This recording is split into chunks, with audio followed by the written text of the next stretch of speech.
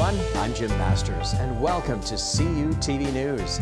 This is the show where we talk to today's top thinkers from all around the world to bring you information, inspiration, and thought-provoking ideas that you can put to use in your personal or professional life right now. Today, my special guest is Dr. Andrea Luoma, executive coach and founder of Accommodator Consulting, where she provides neuroscience-based communication and leadership consulting and coaching. Dr. Luoma works primarily with CEOs and other senior leaders, directors, or managers to reimagine conversation and upgrade the conversation level of the whole organization. Now, her approach is based on the latest neuroscience that says traditional feedback puts a person into protect and defend mode, and the effects of the release of the stress hormone cortisol can last up to 26 hours. Dr. Luoma says she comes from the perspective that we are all emotionally wired the exact same way. Her approach is to encourage people to understand how the brain and body work for and against us in conversations, an idea most people have never really thought about. This learnable approach helps individuals gain awareness into themselves and what is happening in conversations that cause them to repel from one another or partner together. Dr. Luoma helps people truly alter their relationships with others as well as with themselves. Now, to discuss how she does this and more, she joins me in the CUTV News studio for this exclusive interview. Doctor, welcome to CUTV News. It's a pleasure to have you here. Thanks for coming clear across the country from beautiful Washington State to us here on the East Coast and the Northeast to join us in the studio today. Thank you. It's really fantastic to be here. So how was your trip? Really nice? Great. Oh, it was great.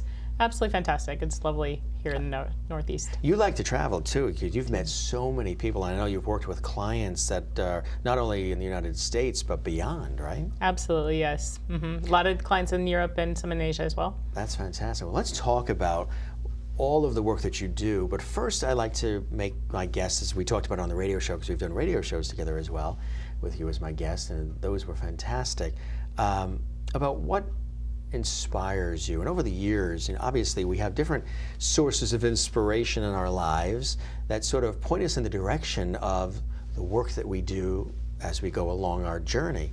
So for you, what are some of the things that inspired you to realize you were meant to do the kind of work you're doing now, which really impacts and touches people in such a vital and important way and long-lasting way? I noticed immediately when I entered the workforce after I graduated from college that was the late 1980s when we cut middle management in this country by 85%, thinking there was always someone to fill a seat or the people who were left could do the job. And the sad reality of that now, when we look at what an absolute talent shortage we're in, but we treated people terribly, and I didn't understand. It made no sense to me. And people would think, why is she on this bandwagon of treat people well? And I thought, because that's how people perform. Treat people well, say please and thank you, say good morning and good evening. I mean, I've worked for a woman I will never forget who came into a meeting one time and she slammed her planner down on the table and said, the holidays are over, it's time to get back to work. We get to work at 8 and we leave at 5. And we go to lunch from 12 to 1. And she got exactly that. We were out the door, and it was like, why? It's so, there's so much, I think, pent up insecurity is really what comes down to people that act that way. But my inspiration was really being treated poorly. And I had the fortunate experience to work for 5 bully bosses in a row, certifiably bully bosses in a row. And thank you to them now. Truly, I can say thank you because they learned from the experience. They made me who I am, and they made me realize I need to go help the world to be better at how they speak to people, how they communicate, how they get along, because the results that they want are not going to happen based on the way that they are delivering any information or interacting with anyone. Well, kudos to you for surviving 5 bully bosses. Most people are wiped out after 1. Was it a challenge at all? It made you very resilient, I'm sure. It made me resilient. I would never wish that on my worst enemy. Horrible experience, absolutely horrible, and yet the best thing that ever happened to me because it made me who I am today. And it made me realize what's important in that there can be a different way, and I can help people to understand there can be a different way. So then that was a source of inspiration for you. What are some other things along the way that got you to realize that you were cut out to do the kind of work you're doing? I taught in higher education for years, and I had a lot of students who over time, my student population over time went from a traditional age to a very much older age. What were you teaching? Mostly MBA programs and hospitality classes. Sure. And my students were older. They were on average about 38 years old to 38 to 40. And so if you think about that being average, there were plenty who were older than that. Was it a second career for them? Yes, Yeah. a lot of them, or people who really just wanted to get an MBA Right. and had never done that or never Right. pursued that.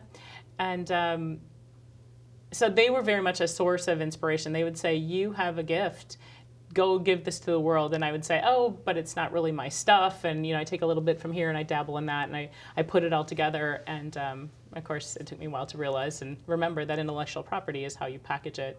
And I think that's probably what makes me unique, is that I can bring things from a variety of different environments together and have people understand it and make sense out of it, and not just learn one particular dimension of something, but a variety of dimensions that really make for a more comprehensive whole. So you've worked in the corporate world, you've worked in higher education. Do you see similarities in terms of the way systems are and the way things are presented and the way things operate in those two worlds? And did you pull a lot from both of those worlds, things to do and things not to do? Yes. Yes, the difference is how the politics are played, I think. In the corporate world, the politics are played from the front. You see things coming at you. In the higher education world, you don't. They come from the back. And so it's just the way the game is played. It's played a little bit differently. Of course, you have a more specialized pieces of knowledge in higher education where people think they're all experts, and some of them certainly are. And then there's a lot of people who are just doing things that are very similar to other people as well. But yeah, I think the biggest difference to me in a corporate environment and in a higher education environment is how things come at you. And they're much more quick in a corporate environment. Things move at the speed of a nanosecond today. Right, exactly. And there's so much change. And you're involved in changing, helping people really understand change and deal with change and work through change, right? I am. And change is a really interesting thing, because to the brain, change means loss or death. And if nothing else, death of the way of thinking about something or doing something. So change is very, very frightening initially. People say they like change, and yet what I find is they like input, and they like stimulus, and they like to try things out and investigate.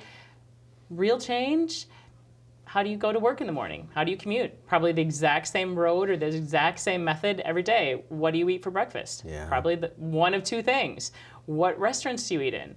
Very, very similar, the things that we actually do. So We're habitual. Yeah, we're very habitual. Routine. We are very things that routine. are in our comfort zone. Yes, yes. People have a real challenge getting out of their comfort zone and realizing that they can. And a lot of the times the comfort zone is a mindset.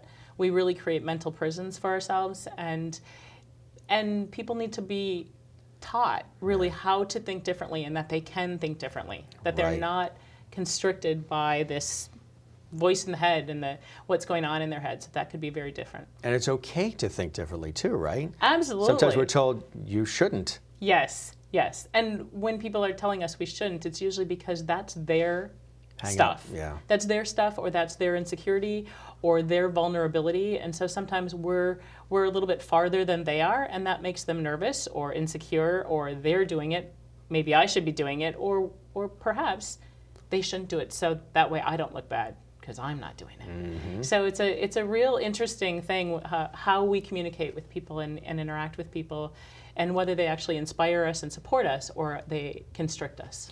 So with all this background in corporate and higher education that you've fostered, you could have easily just rested on those laurels and said, okay, I'll retire and I'll do what I need to do, relax and enjoy.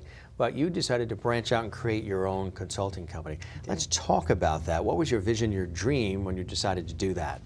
It was... Because that's changed too. It has, and it was a requirement. Like, my heart was bursting to go do this. This is what I was truly meant to do. I loved my career in higher education. I have amazing students who have become amazing friends all over the world. Phenomenal experiences, but it wasn't enough. And And several people were a little bit sad that I left higher education, Sure. thinking you've done such a tremendous job. You help people, you inspire people, you get them into new careers and encourage them along the way. And yet I know that there's so many people in the organizational corporate world that are hanging on. I have 7 more years, I have 10 more years, I have golden handcuffs, and just until I retire, until I can sail off into the sunset. Well, 7, 8, 10 years, it's a long time to be miserable. Right. And it doesn't have to be that way. It doesn't have to be that way, yet we don't really know how to make it different. And very much it's about how we think and how we interact and how we communicate, and it can be very different. And so for me, my heart was bursting to go help and assist and be a catalyst to help people have better organizations, better relationships. Ultimately, that's better efficiency, better bottom line, better peace of mind. And of course, all of it translates into the personal realm as well. Yet I stay in the professional corporate realm. And there's a huge psychological component to all of this work, right? 100%. It's really about the psychological component of it. But we're not taught. We're not taught how to think differently.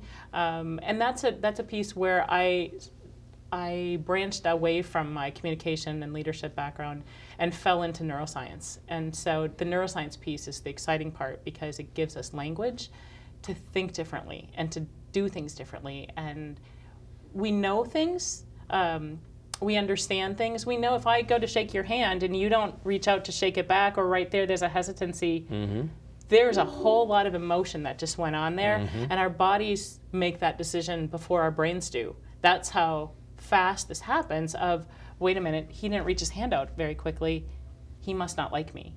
Right. Or he might, we can go back to caveman and cavewoman times. Can I eat it? Will it eat me? Can I kill it? Will it kill me? Can I mate with it? Will it mate with me? Either or, yeah, either or. Now, we might be not using those language concepts in today's vernacular that our cavemen and women ancestors did, but conceptually it's the same. So we know if I stick my hand out to shake yours and you don't respond, something's not right. And then how do you change that in the moment to say, I've offended, I've hurt, I've embarrassed, whatever it might be, how can I recover right then and there, as opposed to let that one nanosecond of time impact weeks or months or even years sometimes.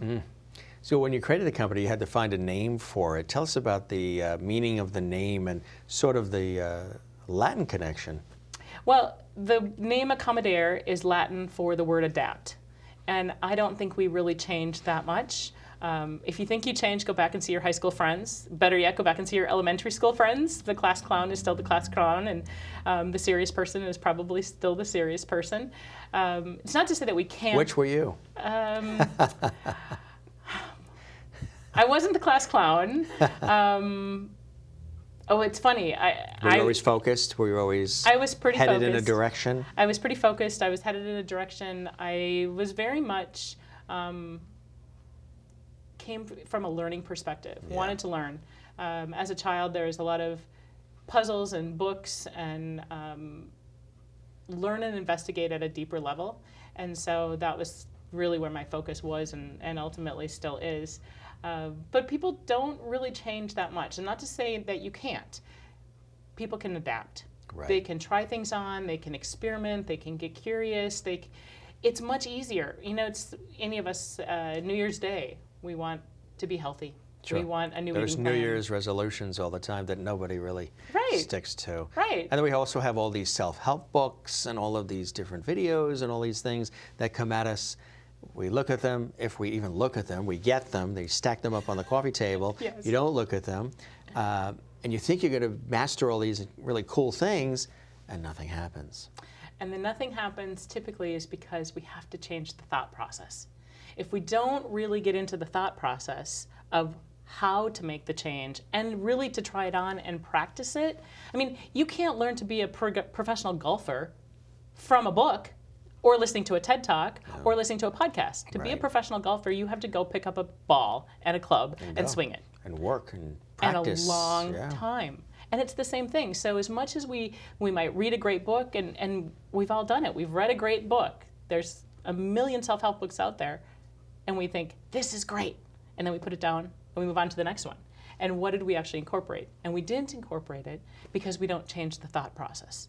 And the thought process now, some of that goes back decades, some of it goes back lifetimes that you have to overcome that might not even be your thought process. It might be what you've heard from the parents, the grandparents, the neighbors, whatever it may be, that you've absorbed. That's right. And you think that's the only way to be, That's right. the only way to respond, the only way to live. That's right.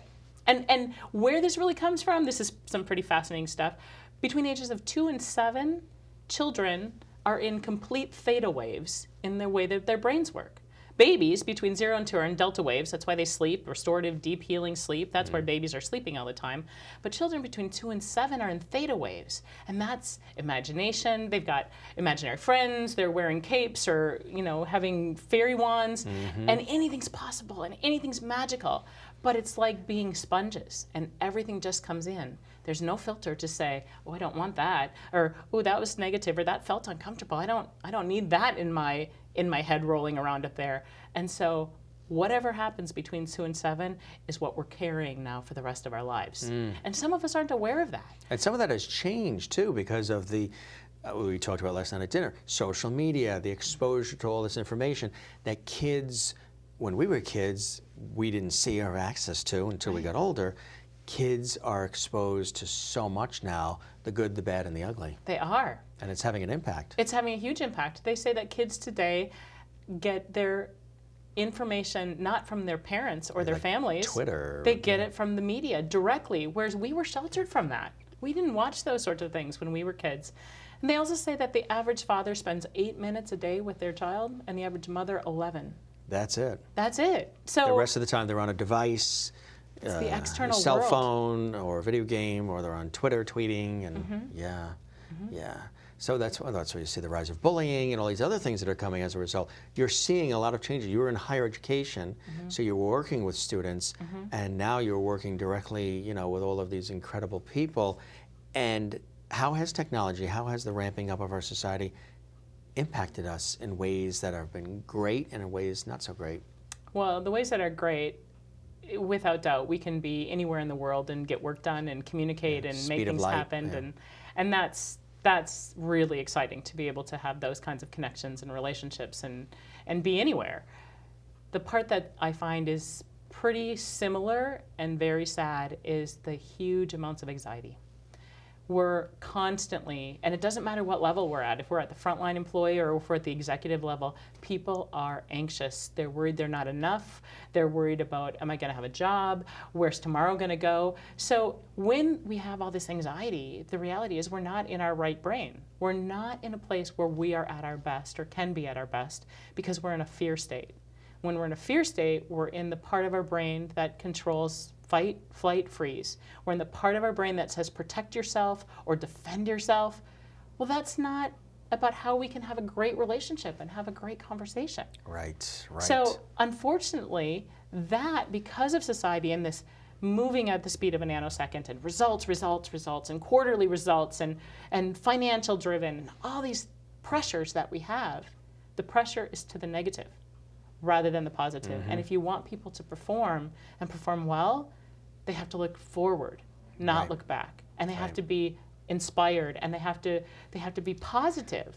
But too often we're not being positive. What we're hearing is the negative. The light is not being shined on the positive, right? It's more, it sells more, to see the negative and to see the things that are just not necessarily reinforcing for relationships and for society. It's really crucial to sort of alter our mindset, isn't it? Tell us about that, why it's important.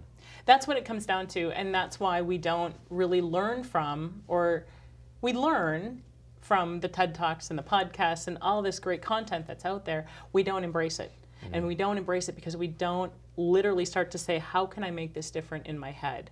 And this is a challenge that I give to people all the time. What's the voice in your head saying? See, there's 2 of us in this room having a conversation, but the reality is there's 4. And there's maybe more, because you're not listening to me, and I'm not listening to you. You're listening to the voice in your head talk about what you think I'm saying. What was that? Exactly. And I'm doing the same to you. Sure. And that's no disrespect. This is how the listening brain works. And you have to think about the things that I'm saying, and you can only do that based on what you know. Sure. So if you know something about it, you're like, okay, I know that. Then you have the interest and you want to pursue it further. Right. And if it kind of sounds like something but really isn't, you'll still incorporate it in. If you don't know anything about it, you're like, not listening to that. If you completely disagree with it, how often are you having a disagreement in your head with what I'm saying or anyone else that you speak to on a regular basis? So we're really not listening to each other. We're listening to the voice in our heads think about what it is that this person is saying. And in order to do that, we shut off and we turn back on. And we shut off and we turn back on as we're trying to process that information. And then in the shutting off, we miss even more of what that person is ultimately saying. Well, today everybody's talking at as opposed to taking time to listen for different perspectives and different wisdom and different ideas. And I'm somebody who, like you, I really enjoy listening because when I'm listening, not only am I focused, but I'm also picking up little nuggets about life and how to handle different situations that maybe I didn't think of before, so I can add it to my repertoire of how I handle things in relationships and career and on the highway driving or whatever it is, how you react to things. So listening is really important and can be fantastic. It can be. If you allow yourself, you don't always have to be rah, rah, rah, because we're living in a world right now where it's all, you listen to what I have to say, what you have to say is invalid if it doesn't agree with what I have to say and my views are. And that doesn't create any sort of cohesiveness or communal, situations or relationships. So we are meant to be communal and communicative, right? We are. We're mammals, after all. We're mammals, which means we are herd animals, pack animals. We're a wolf pack. We're a zebra herd. We're a gorilla troop. We're the peeps, we're the family, we're the gang, whatever you want to call us, but we need to be together. Right. And we're screaming, some of us, to get our point across. And we think we're getting our point across, and sadly, we even get rewarded internally from that screaming. The minute I raise my voice, and the minute I start to scream and really get aggressive and get my point across, I get a dopamine hit. Yeah. Which means I feel good by doing that. Right. So since I feel good, you must have heard. And yet the reality is the minute I raise my voice, you're physiologically, your ears shut off. You can't hear. No. And you can't think in a proper manner because you're being attacked. Right. So all of this screaming that people are doing and feeling the need to really beat the band and get their points across are having the opposite impact of what they should be having and what they want to have happen because we can't hear them. Right. And we can't embrace their ideas. Whereas if people can take a breath, sit back, have a real conversation at a real voice level, not a yelling voice level, and not a scary voice level. You scare me, I scare you, and you can't interact in your best self. You're diminishing people around you by yelling. And we learn from the neuroscience and the brain and what the brain is doing to help understand that. So if I had a wish for the world, it was please learn the neuroscience and stop yelling and start talking and give people just 3 more seconds, just 3 more seconds, even 1 more second to respond. People think sometimes that if they speak louder or they're yelling, they're going to be heard. Not necessarily. You and I talked about at dinner that if somebody's yelling at me, I shut right off. Absolutely. I'm out. Sorry. I know you said you're the same way. And you can. What's happening there is they're spurring your cortisol in your body, and cortisol can have a 26-hour shelf life. So if you go home, let's say you've had a lot of experiences like that. This person's that yelling. leads to inflammation as well. Obesity. I mean, there's a lot of things as a result of that stress level being up and cortisol being released, especially for 26 hours. Yes. It's cool you point that out. Yeah, so 26 hours, and let's say you go home to a difficult, maybe you've got an ailing parent or a sick child or a difficult relationship. Sadly, our divorce rate in this country is 50%. Yeah. So you go home to a difficulty, now you go home to cortisol as well, and then you come back to work the next day and all of a sudden you're negative Nathan or negative Nancy. And the reality is you're probably a wonderful person who's in some really crummy situations. All this on your shoulder that you bring to the table, right? Yeah. And the counter is you need an oxytocin hit. You're just fine. Right. You're great. Right. But, I just touched you and now that can get a little bit crazy in today's society as well. Yeah, the way it I is, just meant to touch you from the perspective of you're human Warmth. and you're part of my Comfort. mammal troop, Right. pack, family, gang, whatever, however we call that. And so important. it's right. And so that by doing that, I give you an oxytocin hit, and that has an 11-hour shelf life. So it's the counter to the cortisol, simply saying, we had such a wonderful time last night. Thank you so much for how enjoyable dinner was. And we had a great time. The words you use, how you use them, way you with present the it. intention, I can do the same thing to you. And when I put you in that state, intentionally, because I want to have a good conversation, now we can have a real conversation.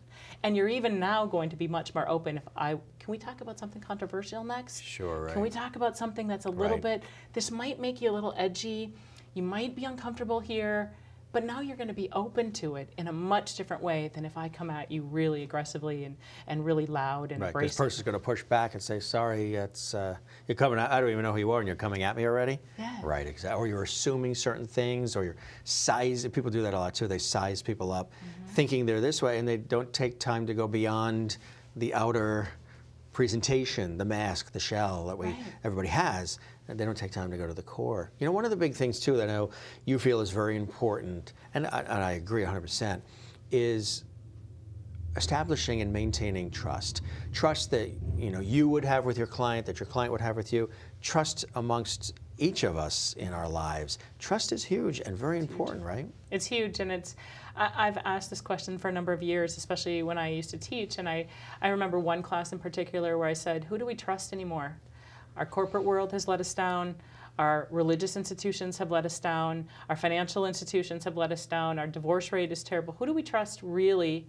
And one woman raised her hand in this one class, I'll never forget this, and she said, I can tell you who I trust. She was a blind woman, and she looked down and she said, my seeing eye dog. And there was absolute silence from the rest of the class, and I thought, what a state of affairs that we are in. But we have to trust. If we don't have trust, we don't have anything.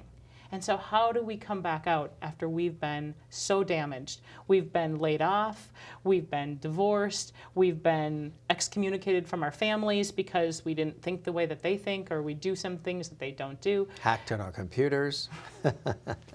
Exactly. How do we begin to trust again? And that's a hard thing. That's an absolute hard thing, yet if we don't start to do it and we don't start to keep one another safe, trust is the basis of all relationships. And so the two biggest pieces to that are psychological safety. Do I keep you in our guerrilla troop? Do I keep you in our wolf pack? In other words, you can do something wrong. You can screw up. You can screw up bad. But I don't throw you out of the herd. And so you always have your place, psychological safety. And yet how many work environments, the numbers turn down, the quarterly results are about to come in, we got to lay people off. Well, then we wonder why next month those people who are still there aren't holding hands and singing rah-rah and kumbaya, and this is great. Well, because they're afraid, because you're going to get rid of them next. A lot of times, speaking of that, get rid of them next, some organizations create this culture of fear. And when you're living in a culture of fear, whether it's at work, at home, anywhere, that's going to keep the cortisol up, the stress level up, and you're not necessarily going to be as razor sharp focused on the task at hand because you're always fearful of what could happen or what seems to be swirling around you. Talk about this culture of fear that tends to be created. I would like to, with my half rose-colored glasses, think that people don't want to do this and they don't believe they're doing it. So I think a lot of times it's subtle, and I think a lot of times it's unintentional, but it's this push for results, performance. Please the shareholders. Yes, yeah. And so the focus of that becomes so intense that all of a sudden, well, what happened here? And in this what happened here, who's to blame? We have to blame someone. When we start to blame, now it becomes, okay, if I'm the person who's being blamed, I'm going to immediately go into defend and protect. Well, when I'm in defend and protect, or you or anyone, we're diminished versions of ourselves. and we don't communicate at our best, we don't operate at our best, and of course, what usually happens organizationally is stuff rolls downhill. So I get attacked, and I turn around and I attack those below me, and we have to do this, and we need to get our numbers up, and you need to, and all of these sorts of things. And so we're creating this terrible culture of fear that continues to ripple throughout the organization. Is there a different way? Yes. Talk about excellence. Talk about quality. Talk about how we, as a team, as a group, we're mammals, we like to be together. Right. When we're treated well, when we're respected, when we have a voice. But so often we've shut off our voice because we've been criticized, we've been demeaned. We are our ideas. Our ideas are who we are. And yet, well, that was a stupid thing you did last month. Like, don't be bringing that kind of thing to the board meeting again, because that was just, you weren't thinking. Right. Well, now we've cut you at the core. You're not going to open your mouth again. Exactly. So, Doctor, a lot of companies are struggling with turnover. They say that somebody coming out of college these days will possibly have 14 to 15 different jobs in their lifetime, if not more. There's a lot of freelance, there's a lot of self-employed now, there's a lot of part-timers, independent contractors. The days a lot of times of like maybe our parents, grandparents, great-grandparents, where you went for a company and you worked there 30, 40 years and you had your parking spot and you had your desk and you would get raises on an annual basis and worked your way up the ladder at that one company have pretty much faded away. So there's a lot of societal and cultural shifts that are creating a lot of change as well. So for the companies that are struggling with this concept of constant turnover, losing good talent, how do they deal with that? Because a lot of times they're not necessarily always losing, like some of the things you're pointing out, they're not always losing the talent just because the talent wants to move on to another company and do something different. Sometimes they lose the talent because they feel undervalued, underappreciated, disrespected, and they move on. And they're a lot quicker now to jump than maybe years ago they used to. That's very true. And this turnover issue is in every industry. It is. I see it from healthcare to architecture to hospitality to finance. It's in every industry. Big in this industry. I believe it's it. It's always been. It's really unfortunate, and a lot of it is really because people are treated so poorly. And it's almost like in some industries we have to arrive, we have to go through all these hoops to get there, and yet along the way, what do?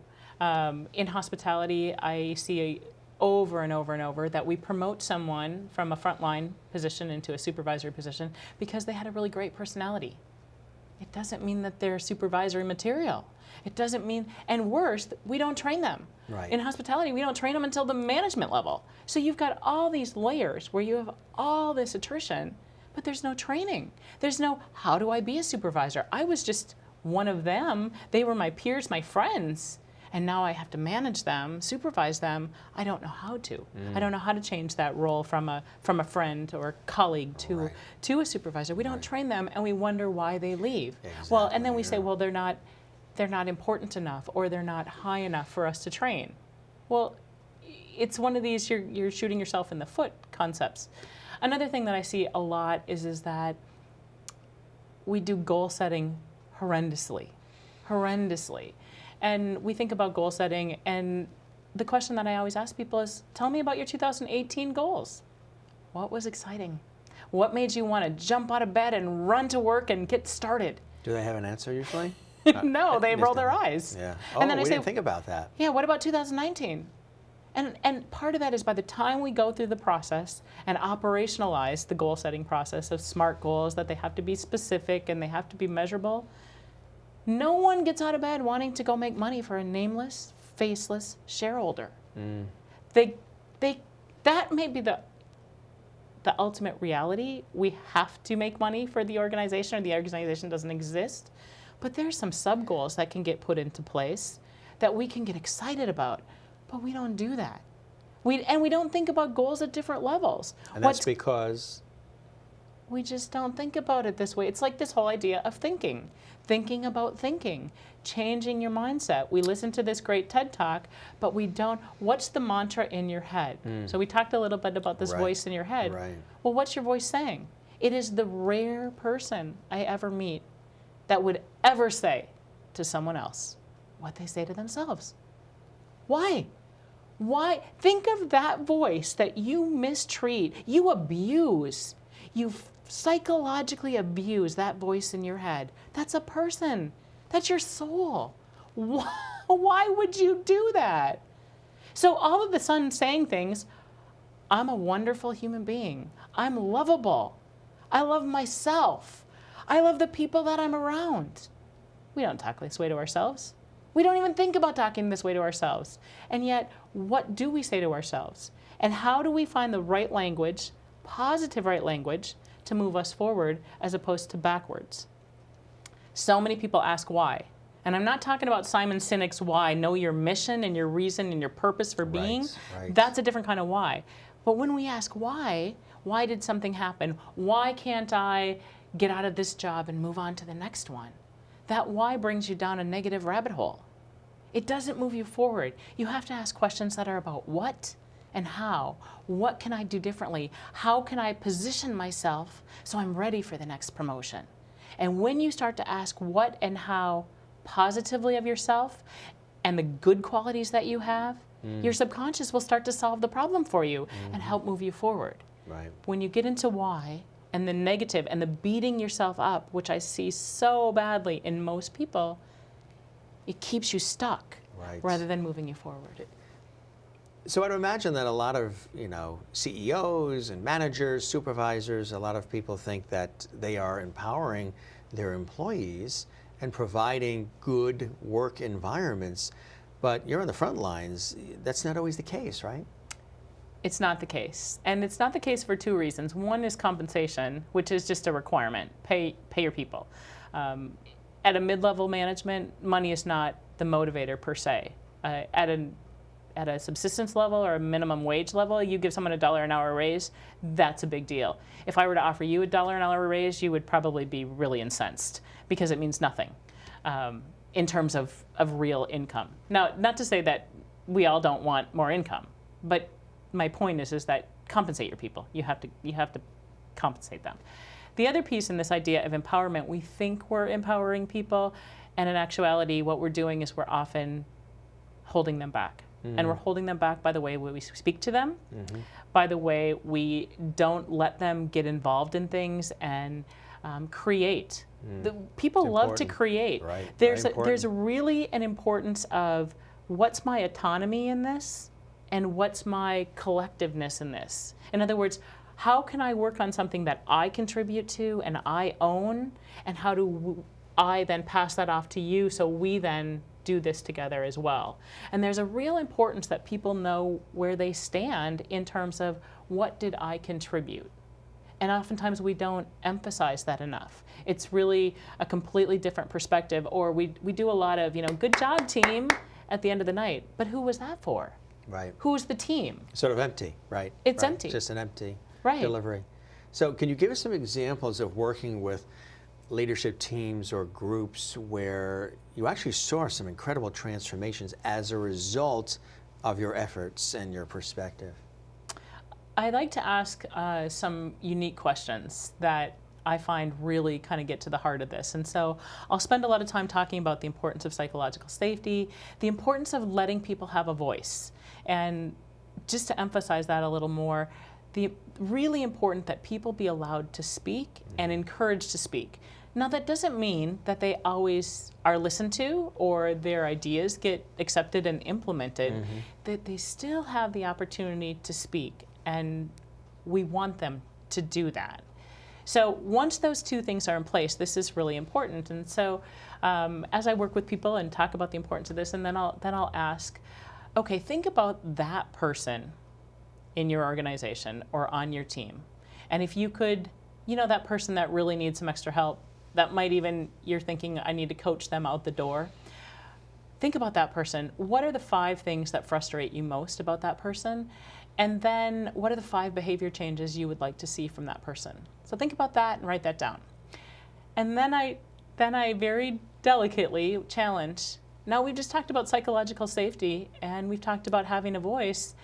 What did you write down about them?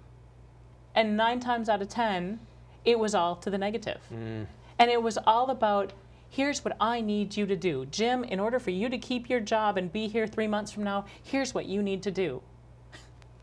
You're talking at someone. Right. You're not talking with someone. If you want to see real behavioral change, it would say, Jim, what might you do different and better for a different and better approach over the next month and then the next 3 months? What ideas do you have? It's got to come from the person, from the person you're speaking to. It can't go at that person. Now, we're not talking about the things that are, breaches of contract or embezzlement or, the big stuff. But if we want to see real behavioral change, it has to come from that person's perspective, that person's words. It can't be our words. Right. And the irony. And so I say, okay, so now that we've just spent 3 hours or whatever time we spent together already, and now I just asked you to actually implement it, just in thought process. That wasn't real time in front of that employee. That was in thought process. And, well, we stumbled there. So let's go back to how do we work through the mindset?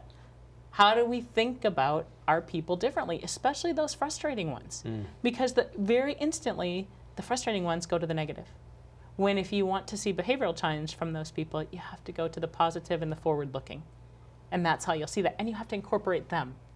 Yet too often, it's let me impose upon you my thoughts and my ideas. Exactly.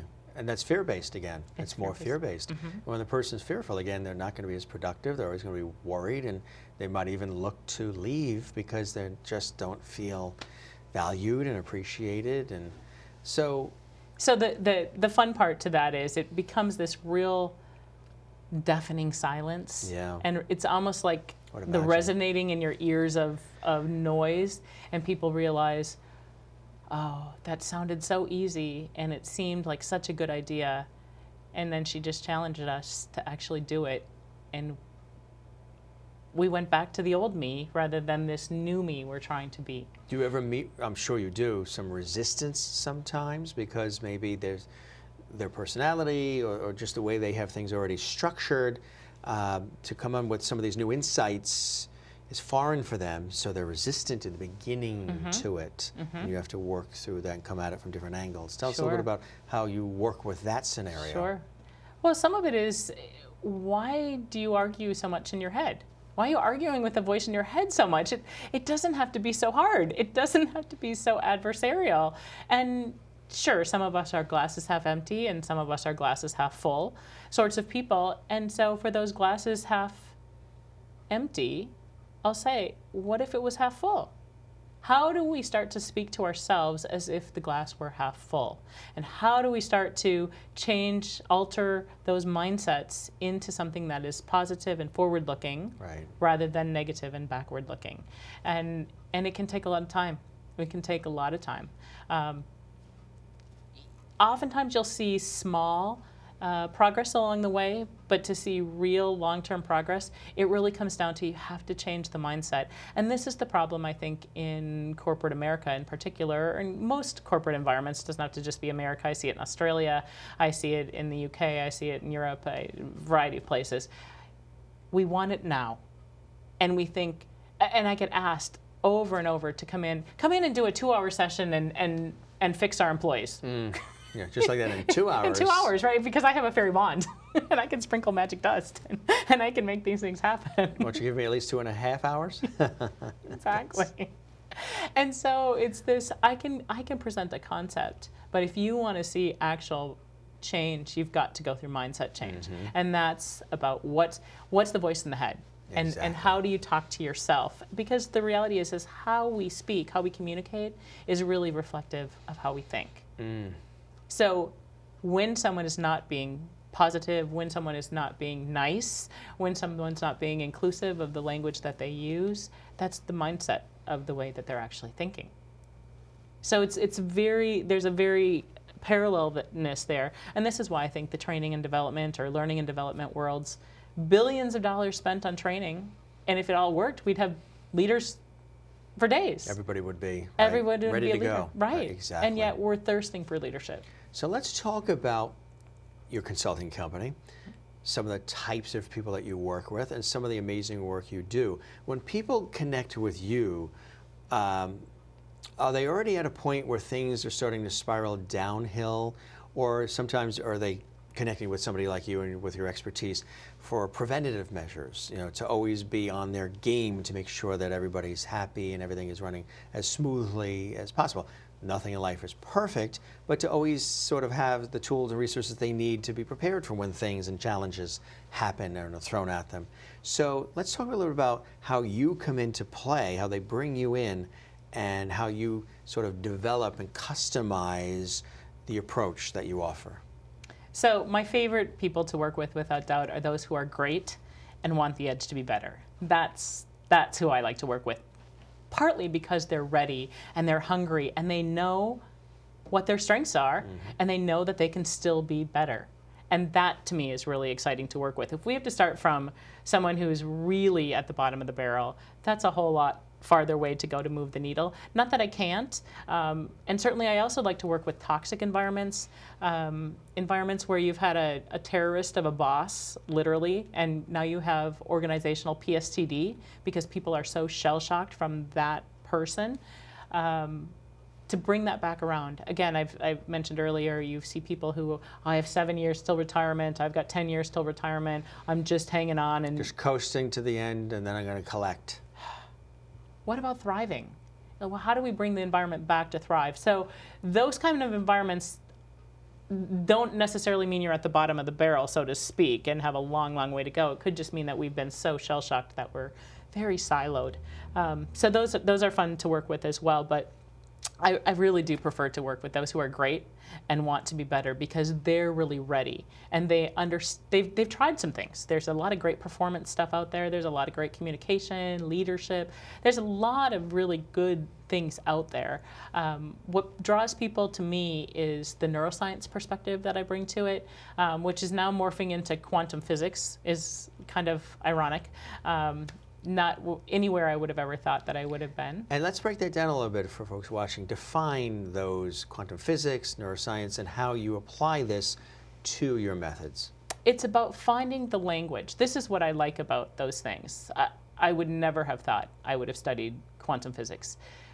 Yet there's a language that we understand. We understand the importance of the electromagnetism of the Earth, of how solar flares of the sun impact behavior.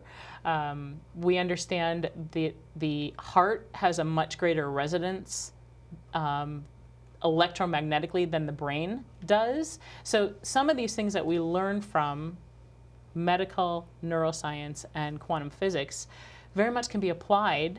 And when you speak that language, to put some not the really in-depth theory stuff, but when you put some language to these things, people get it.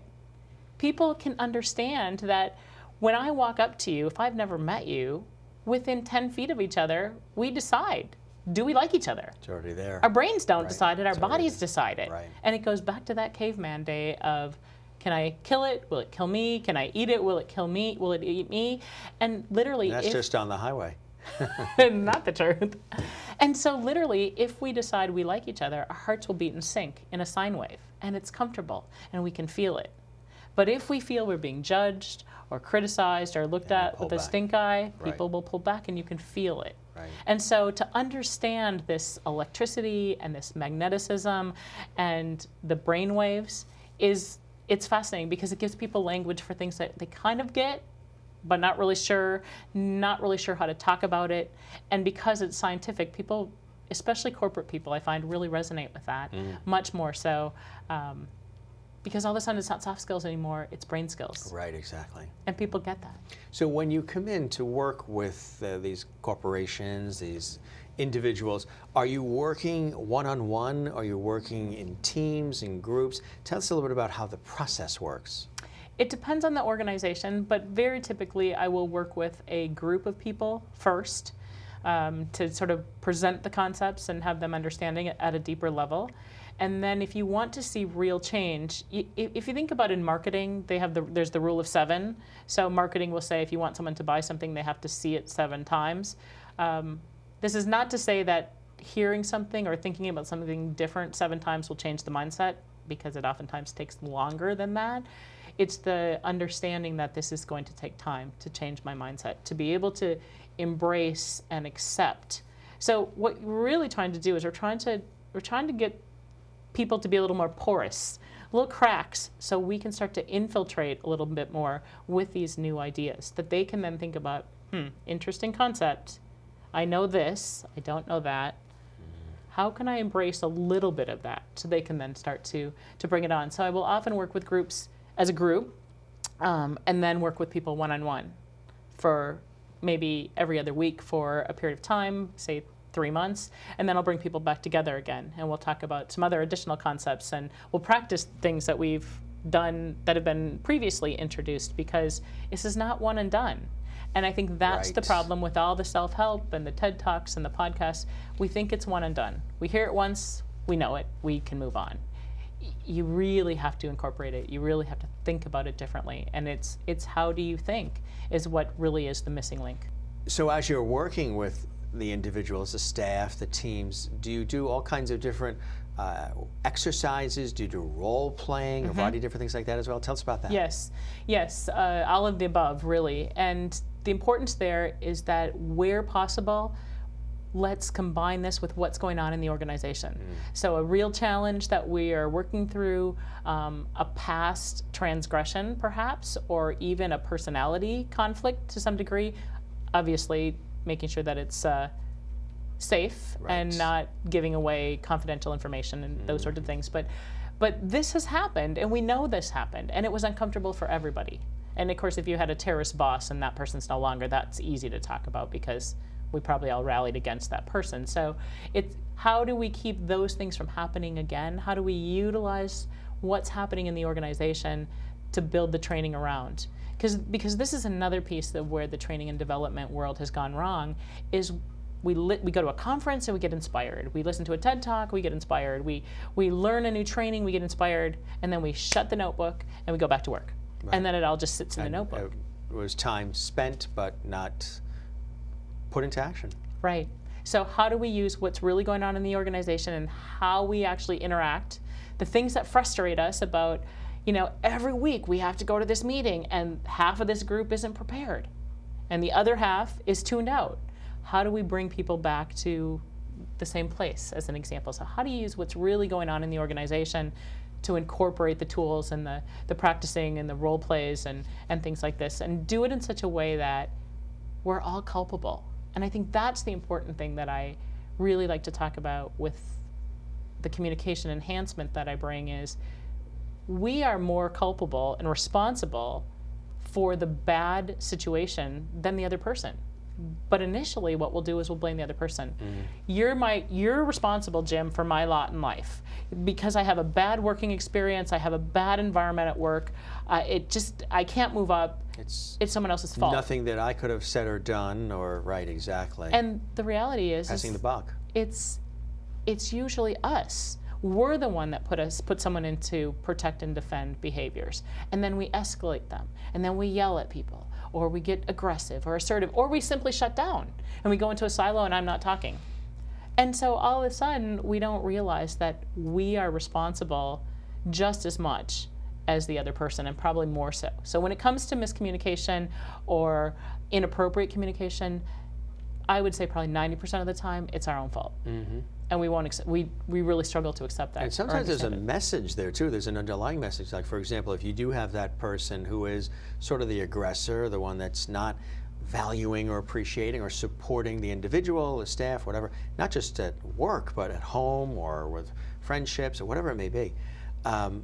When that person does speak up, the person who feels offended or devalued does express their displeasure with the way you're talking to them, yelling, screaming, whatever it is.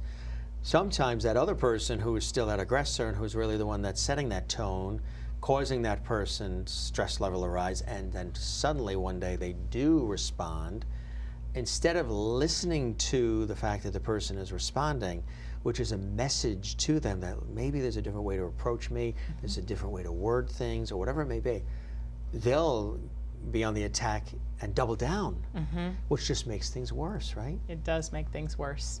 It does make things worse. And so to some degree, it's how do we respond in that moment? As I spoke of earlier, you shake someone's hand, you put your hand out to shake, and they don't respond. How do you respond in that moment? And how do you do so in a way that de-escalates rather than escalates. And unfortunately, I think we're in a societal situation at the moment where everything is about escalation. And instead, It's strange how that is lately, isn't it? people are so quick to react. And this is why I say count to 3, count to 1 at least, even just 1. Yeah. Count to 10. Let the other person speak. And how do you encourage that other person to speak so it's not escalated language? So it's quiet language. It can still be firm. It can still be what they need, yet it doesn't have to attack. Exactly, right. How do we speak to people so we're not attacking them, and yet we're still staying firm and strong and true to ourselves and what we need without attacking and making the other person the bad guy? Didn't it used to be years ago that people would say, okay, write that letter, but think before you mail it. Think before you go to that mailbox and put it in. Maybe writing the letter to yourself and keeping the letter expresses and gets a lot of things out for you. But think before you send the email. Think before you tweet.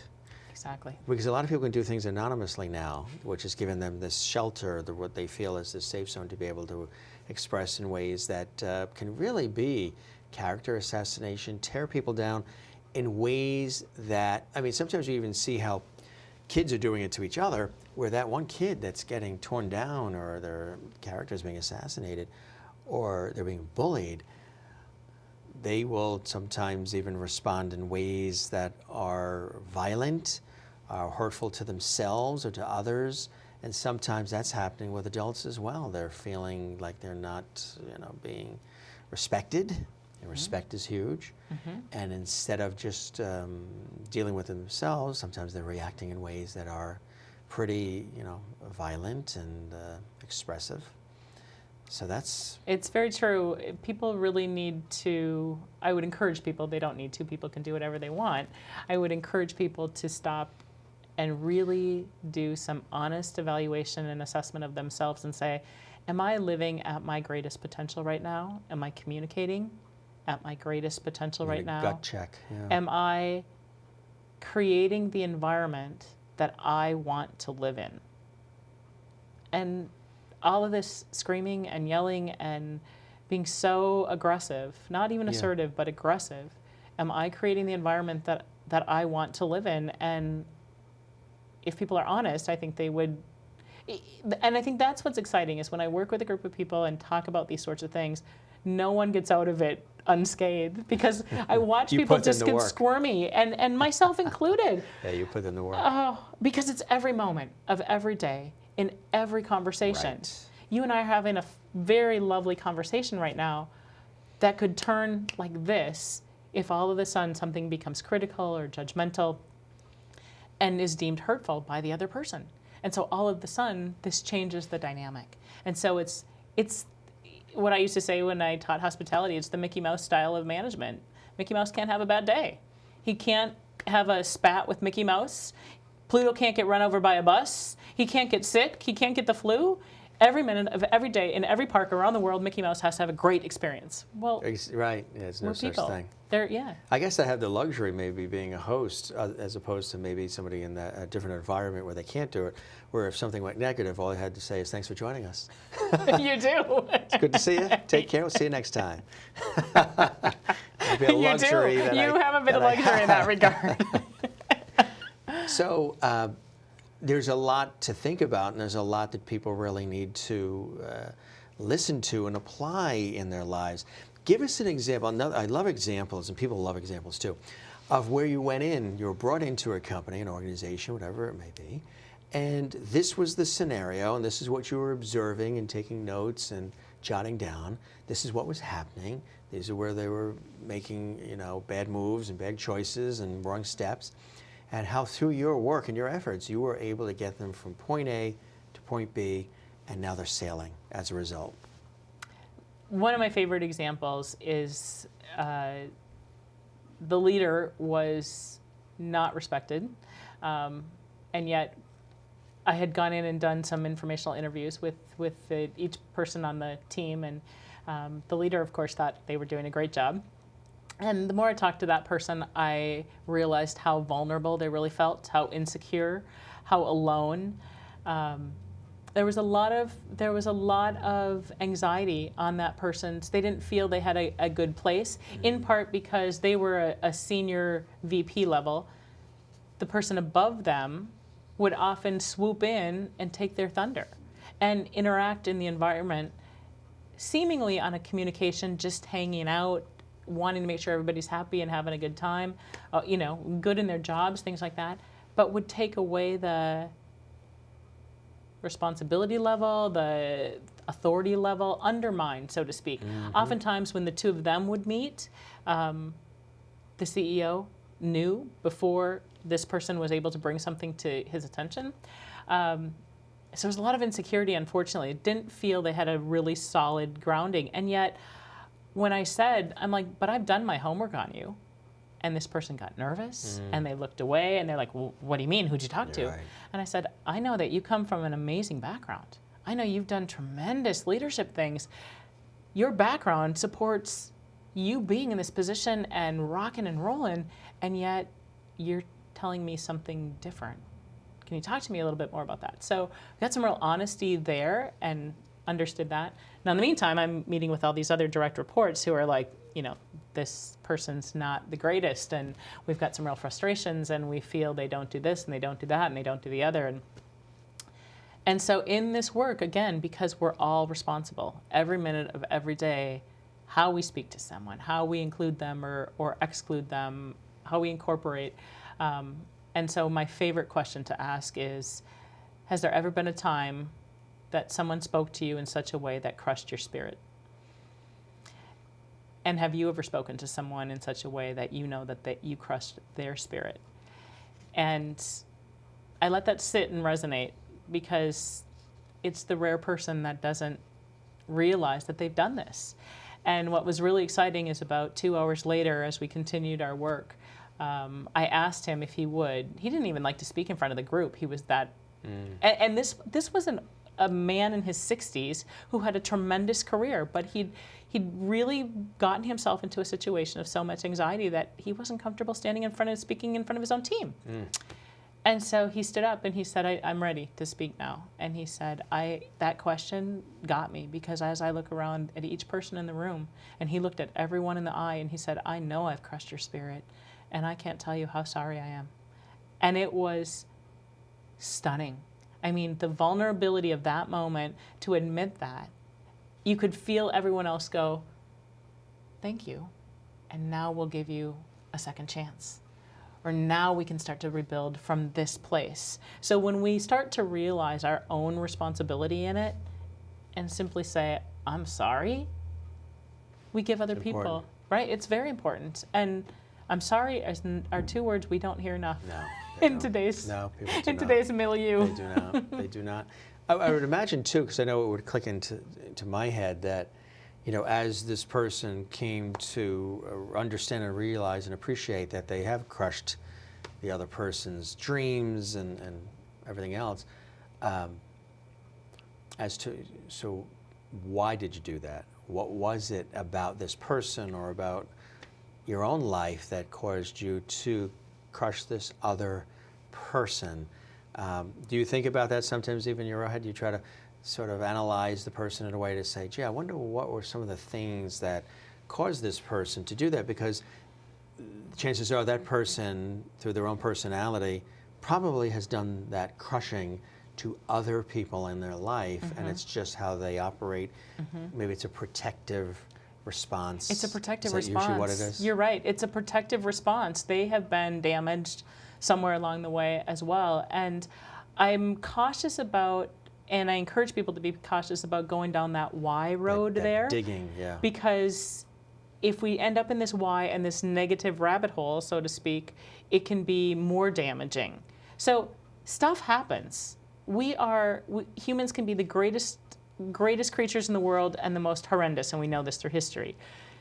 Stuff happens, and think about, who do we mistreat the most? Those closest to us. Family, our spouses, our partners. We treat them the worst oftentimes. Those are people we love, and yet, You dump a lot on them. Right? I once heard, you want to have a nice holiday gathering, invite a friend. So, because because invariably you've got, Uncle Johnny and Aunt Sally and what have you. Politics and everything else. And all this stuff, and all of a sudden you're 10 years old again, so you want to have a nice environment, invite a friend, because you'll put your best behavior on for that friend. So being cautious about, we've all done it. Don't beat yourself up about it. Fix it going forward. Fix it going forward. Say I'm sorry going forward. Reach out to people. Look them in the eye. Touch them on the hand appropriately. Right. Be a mammal. Go back to being who we really are. What we really need That's what it's about. Is to look people in the eye, to be safe, to know that we have a place at the table, that we're going to be heard, even if it's not always going to be acted on. But we do have a place. And this is what we have lost sight of today. So I'm sure, I imagine that you also go back into companies and stay connected with the companies to see how what you've instilled in them, whether or not that's still being applied and in effect, and if it's making a continued market difference. Do you have follow-ups? How does all that work? I do. And what I find is really fun is people say to me, you can't not know it. Once you've learned it, you can't go backwards because you know when you're doing it. When you're now all of a sudden being not so nice, or the language is wrong, the tone is wrong, you're using the word feedback, which instantly, Jim, let me give you some feedback. I've just immediately put you into protect and defend. Yeah. I don't have anything to give you feedback on. Like, but I put you there. And so once you know this, you can't not know it. You can't not know it. So it's what I find is people say that was the greatest thing that we learned, is how to be different, and how to think about being different, and how to think about treating other people. Is part of it that we're also living in such a competitive culture? Everything is a competition, like we even said on television and everything else, dance shows, singing shows. Everybody's always having to compete against somebody else, be the victor, the other one, the loser. They go off in the sunset. Everything is a competition, even within the work environment. Everybody's clawing and competing as opposed to working together collaboratively, which is going to produce more effective, more satisfying results. So is it that externally and internally we are in this dog-eat-dog competitive culture? I mean, corporate has always been like that, but you leave the corporate tower and go outside on the street and get in your car and go on a highway, like we talked about, and there's competition there. Absolutely. So this ramp up of competition constantly also creates this distrust and this, well, I got to top that one, and I got to be the most popular, and I got to be the one that the boss really likes, and how am I going to squash that one so I get the raise and I get love and attention? All of that is in play as well, right? It's very much in play, and I think we've lost sight of, if you use the ethics terms of utilitarianism, the greatest good for the greatest number. That doesn't mean that we diminish someone's rights, or we trample on their rights, or not provide justice. Yet we seem to have forgotten that. Most of us have had some kind of an experience where maybe we're on a sports team, maybe we're in a choir, maybe someplace where we've done something collectively that was really nice, and it was really fun. We did this together. Whether it's, winning the baseball tournament, or whether it's, performing for someone in the choir, or whatever it might ultimately be. Maybe it's just a really community garden. Maybe it's just a really nice group of friends you enjoy hanging out with. You can be yourself, that sort of thing. We are mammals. We need to be together. And this world of technology, unfortunately, silos us. And we think we give so much one-way communication. We talk at people. We post and we tweet and we blog, and all of this is one way as opposed to talking with someone. And what's enjoyable about our conversation right now is I'm talking with you. Right. And I'm learning about you. And we had a lovely dinner last night. We talked about each other and what we're doing and what we're learning and things like that. And it was a with conversation, not an at. And I think the more people are in the at, talking at people, the more insular they are, the more lonely they are. They're creating their own anxiety, they're creating their own loneliness, they're creating their own separateness. I'm so wonderful because I'm so different. Sure, you're different, but we are all emotionally wired the exact same way. So let's talk about how we're the same. Right. rather than how we're different. Because we can celebrate the differences once we understand Exactly. that we're all wired We're all emotionally the same way. exact same way. It doesn't matter who we are, what part of the world we come from, what we look like, what color we are, how tall we are, whatever it is, male, female, any of that stuff. None of that matters. We are all emotionally wired the exact same way. Let's talk about how we're the same and then celebrate our uniqueness. Exactly right. Yeah, we all bleed red. Exactly. We all want to be happy and healthy and successful and loved. The basics that have always existed, and sometimes we lose sight of all of that. One of the things we touched upon too is inclusion and how sometimes we can be very divisive. Have you seen progress being made in that realm? And also there's the male and the female roles and how they come into play with how we communicate in business, just in life as well. Talk about some of that and maybe any progress that we've made, or maybe the fact that sometimes in certain areas we think we're being inclusive, but we're not necessarily doing that or following the headline of I'm being inclusive. Tell us about what you've witnessed with that. Well, it's an interesting thing because the intention, I think, is always there to be inclusive. The reality is sometimes it very much falls flat. I think certainly in the last couple of years when we've seen companies do these extreme racial bias trainings as an example, to just all of a sudden close the doors and say we need to watch a video and take a training and you need to and beat people over the head. Again, we're beating people over the head. We're not engaging in a conversation of how do we see this in our environment and how do we alter it in our environment and can we and are we aware? Instead, it's being beaten, we're beaten over the head with it. Right. That doesn't work. Everybody's jumping quickly to conclusions without facts. And we think that by doing that, we're doing the right thing. The intention is there to do the right thing. People don't always realize they might be doing something inappropriate or harmful or hurtful. And so to yell at them, to be aggressive, to be assertive at them about getting that point across is not helpful. It's sort of like saying, I don't think you're aware, Jim. I was a little bit taken aback by something you just said. Right. I just wanted to share that with you. I know that wasn't your intention. Exactly. I really know that wasn't your intention. Right. It was the way I interpreted it, though. Exactly right. So to say it like that is much more digestible and acceptable, and then we can go on and have a conversation from there, as opposed to stop what you're doing, this has to change, you can't be racist anymore. It doesn't work that way. Right. And I think the intention from the impact is where we sometimes fall short with those sorts of things. I have yet to meet really any male. I work with a lot of men, especially over the age of about 40, 45, because I work with senior leaders who they understand this is a different world. Right. Their workforce looks different. It feels different. People come in all sorts of packages these days, Right. And want to be referred to in different ways from things they once knew.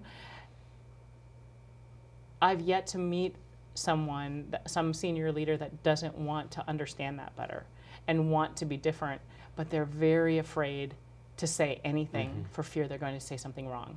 And then they're going to get criticized and attacked and what have you all over again. So there's a real holding back in some environments. In a lot of environments, people don't know what to do because there's such this extreme divisiveness. And you must learn and you must respect my rights. And sometimes those rights that people are pushing are to the exclusion of someone else's rights. Right, it shouldn't be, that's right, or one for the other, it should be together. It should be together. And if we can come to a table and have a conversation about what that means and what that looks like, as opposed to having it beat over our heads, I think that we would have a much greater impact. Well, you're making a great impact all the time with your clients, and that's a pay it forward situation. And I know you're very enthusiastic and passionate about what you do. Why do you love this work so much? Because it changes people's lives. Because people realize their own responsibility in every minute of everyday, real time, live communication, and that they've screwed up. that I've screwed up. I don't get it right every day. People say to me, you're good at this. I'm like, depends on who you're talking about. I have my people that really frustrate me and really bother me, and I have to work really hard to change that language of, I'm going to, in the past, this person bothered me. Going forward, I'm going to find ways that I can integrate with them to allow them to be their best version of themselves. Taking responsibility is huge. It's huge. Owning up. It's admitting. Huge. And the most exciting thing about it is when we see it happen, we literally can take a super deep breath and just go, it can be liberating. It feels better. Right. It feels better. It's a weight off your shoulder. It's a huge weight off your shoulder. It's not me against the world. It's us in it together. And isn't that what we want in any relationship, personally or professionally? Right. We want to be in it together. Doctor, a real honor and a pleasure meeting you. Thanks for coming to our studio and joining us here for this fascinating and insightful conversation on CUTV News. And now if folks want to connect further and learn more about your offerings, what do they do and where do they go? My website, www.andrealuoma, AndreaLuoma.com. What's one final piece of advice that you have for somebody watching right now who wants to facilitate change? Speak from the other person's perspective. How is what you're going to say hit that person? How are they going to understand it, embrace it, take it in? Doesn't matter what you have to say. It only matters what they hear and, more importantly, what they feel. Perfectly said. Thanks again for joining us. Thank you. Pleasure's all mine. Oh, our pleasure. We hope to see you again soon. And thank you for joining us as well. I'm Jim Masters, CUTV News. Pleasure having you with us. We hope you learned a lot. Don't forget to go to the doctor's website to learn more and connect with her. For the entire team here, we appreciate you being with us. We'll see you again soon right here on CUTV News.